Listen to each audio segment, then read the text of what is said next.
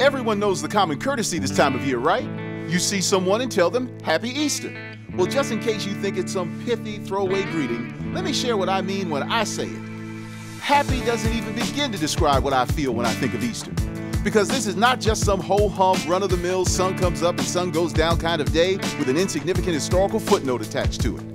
This is not some day that's dedicated to chocolate eggs or the bunnies that lay them. So sure, wear your khaki pants or sundresses if you want. But just know that's not what Easter is truly about.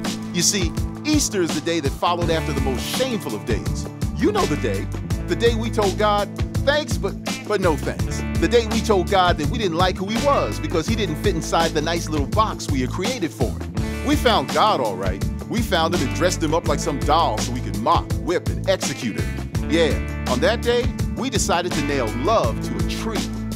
Or maybe we wouldn't have been the people that did that to him. No. Maybe we were in the other camp. You know, the ones that scurried like mice to the dark corners of the earth, afraid for our pitiful lives, abandoning our weak faith in a moment's notice.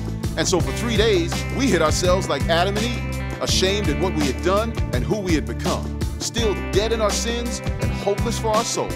So forgive me for feeling joyful when the earth trembled a couple of days later, because that first Easter changed everything. For on the other side of the worst man-made horror film that we had ever created came an empty tomb, and the only day in history that made any of our other days worth living.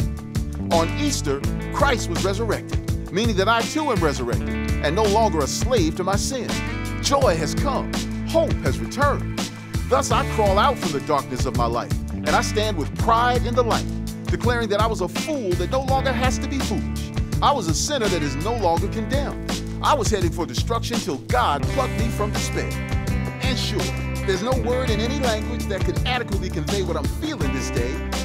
But as I think about it, with a smile on my face, maybe happy is as close as you can get to describing Easter. So there you go. It's a much longer version of the greeting for sure, but please understand that this is what I mean every time when I say Happy Easter.